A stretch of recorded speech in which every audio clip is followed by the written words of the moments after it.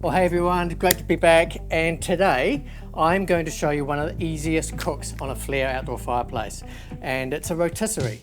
I often don't do these cooks because I don't know why. It's probably just not my go-to thing I want to cook, but whenever you do it, it tastes incredible, super easy. You can pretty much ignore the thing the whole time because the rotisserie does all the work for you. So yeah, I'm just going to show you how to easily rotisserie on your Flare outdoor fireplace. And today I'm going to do it with a butterflied leg of lamb. I've got this nice piece of butterflied lamb from Chop Online Meats. Shout out to Chop Online Meats. I use these guys all the time for our meat supply here in New Zealand. And yeah, you can do it with chicken, pork, beef, whatever. I just happen to have this butterflied leg of lamb, and actually to butterfly a leg of lamb is actually really simple. I often will just do it myself. They're just about taking the bone out of a leg of lamb, but I happen to have this in the freezer, so that's what we're going to do. So what I've done is I've had my fire going for about an hour. That's really warm, a heap of heat coming out of here. In a minute I'm going to drag the fire over to one side and get the rotisserie going in on the other, just over some embers. And yeah, we're just going to show how easy it is. So first off, I'm going to prepare my rotisserie. So just going to get into this, and yeah. The trick with the rotisserie is you've got to sort of tie it together. You can probably buy this stuff all pre-tied and stuff. I'm just going to get rid of this. So if you want it really simple, just go and buy something that's all pre-done. I think you can even buy them sort of stuffed with stuffing and all that kind of thing. I don't really, it's not my jam. I like to just put salt on it, not jam, just salt and a bit of pepper, and away you go. So yeah, I'm just going to tie that up. And I need glasses, so I can literally just see a ball of white. So I'm going to put my glasses on. And last time I tried this, oh, you should really use butcher's string, and everywhere's out of stock at the moment. Apparently this is cooking string, so we'll just use that. You just cut into lengths, and I'm going to do a few lengths. And I'm going to make this, all the cooks looking are going to judge me, and I'll take your judgment, because I don't care, actually, how it looks. You just got to not care about that kind of stuff. You just got to try stuff, yeah? So I might salt the middle of that.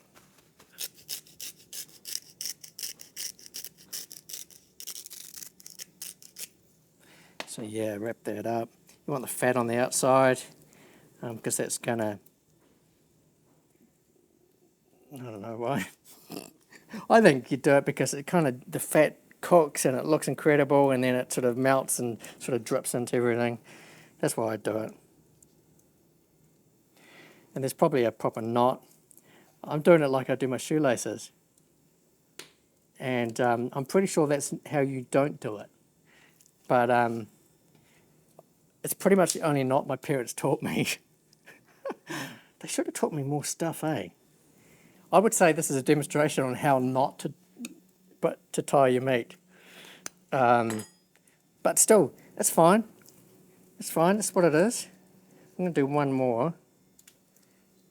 And all the string gets taken off, so it's not, you know, it's not plastic or anything. It's not going to melt into it. Not going to. It just looks ugly, but we don't care about that. We do, actually. You know, our fires aren't ugly, but the meat can be a little bit ugly. All right, so that's it all tied up. Clearly my glasses didn't really help with that process at all. A bit more salt. I salted the inside before. Pretty much with a rotisserie, that's all you want. A bit of salt, maybe a bit of pepper if you're into that. And just yum. It's going to slow cook, and all that yummy meat goodness is going to just cook into itself as it rotates around. So with the rotisserie, first off, you put your... Actually, there's a few different brands of rotisserie, so with this one you put this in first. Put that through to hold all the meat together. Look at that. And then you can put the shaft through the middle.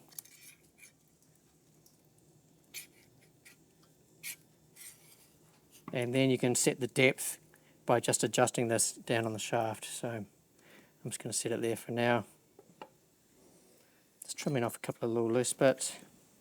Okay, so now I'm going to get my fire ready. So as I mentioned before, I'm going to cook on the embers, which means I want to move some of this flamey stuff across, drag in the embers underneath. I'm going to be cooking on the rotisserie on the left.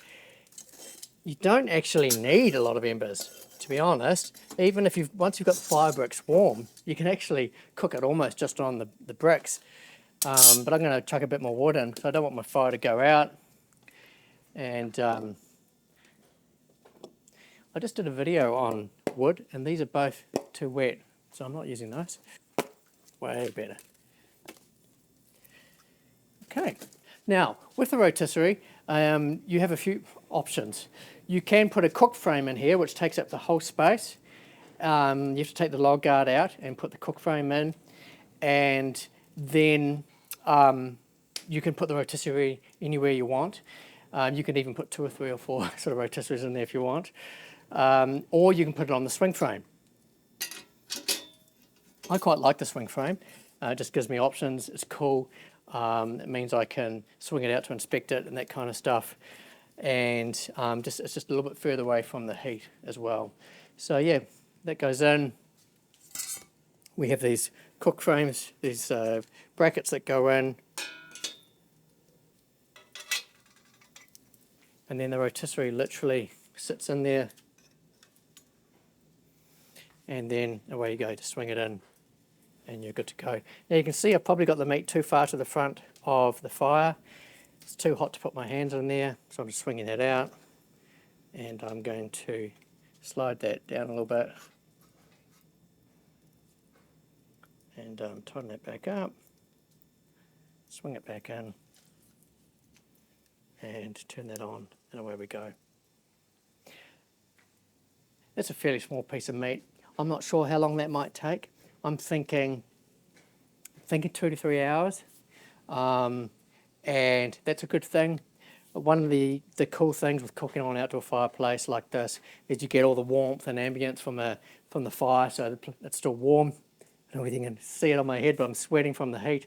It's in the middle of summer. It's incredible.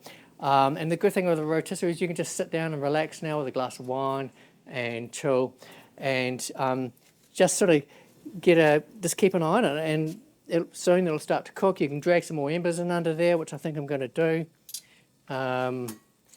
Just put a bit of colour on the outside of that meat, and then I'm going to keep an eye on it. So I'll be back in another sort of 15, 20 to check on that. See you shortly.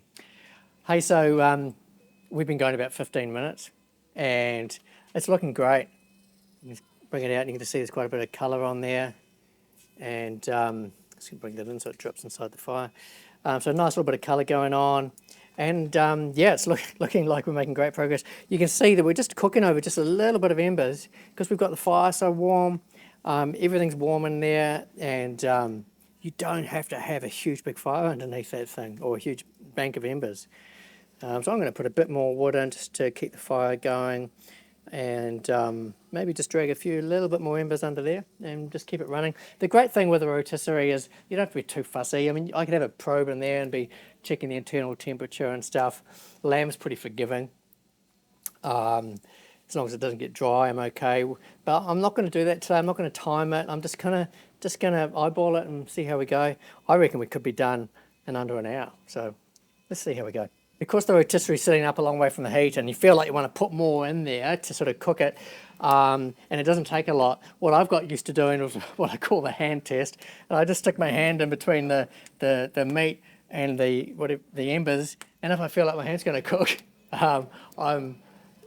that's good enough, you know. And again, because the rotisserie, you can speed it up and slow it down. If it's not enough, just drag some more embers in under there, and yeah, away you go. So try the hand test, stick your hand in, and you know, if you last sort of 4 or 5 seconds in there, then I think you're about right. So yeah, try that. It's been about an hour and a half since we started cooking this lovely butterflied lamb, and I've pretty much left it to it. I've actually done a couple of other videos on another fire while this has been cooking here.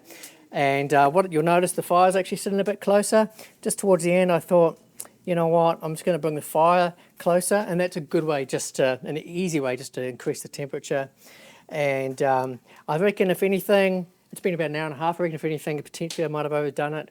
I don't know. We'll find out. So yeah, easy just to bring it out, flick that off. And yeah, hour and a half isn't very long, but it's a very small piece of meat. So I reckon the chances are this is really good. Well, I'm going to have to undo that by the feel. Oh, it's not too hot. Look at that. Okay, so let's see what we're dealing with, eh? Yeah, well, so it might be a little bit dry on the outside, but oh no, that looks good. I like actually my lamb. Some people like their lamb medium. I like it cooked, and as you know, take it to the stage where it sort of falls apart and just tastes good. So that's looking pretty good. I'm going to cut that right through the middle just so we can see. Wow. And that's good. I like it. I'm happy. I'm really happy. I'm going to give that a little taste. Oh, it's falls apart. Wow. You have to believe me. Nobody else is here to judge it. But that is incredible. It's a nice bit of fat, and the whole thing just melts in your mouth.